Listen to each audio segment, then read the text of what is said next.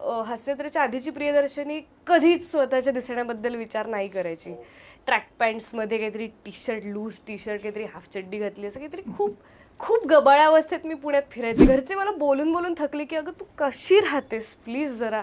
हास्यजत्रा पण जेव्हा सुरू झालं तेव्हा पण मी खूप बेसिक कपड्यांमध्ये, आणि बेसिक म्हणजे त्याला काही रंगसंगतीचा विचार नाही आहे, त्याच्यामध्ये काही हे ह्याच्यावर जाईल का वगैरे ह्याच्यावर काही विचारच केला नाही वगैरे, किंवा आय वुड नॉट केअर की इस्त्री केली आहे का नाही केली आहे. इथपासून मी खूप केअरलेस होते स्वतःच्या लुक्सबद्दल किंवा स्वतःबद्दल.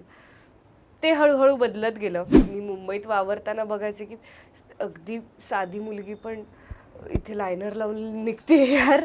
मी काजळ सुद्धा लावत नाही, आणि आता लोक ओळखतात तर आपण जरा बरं राहिलं पाहिजे. काहीतरी गाडरड्या कपड्यातले फोटो नको इकडे तिकडे लोकांच्या फोनमध्ये.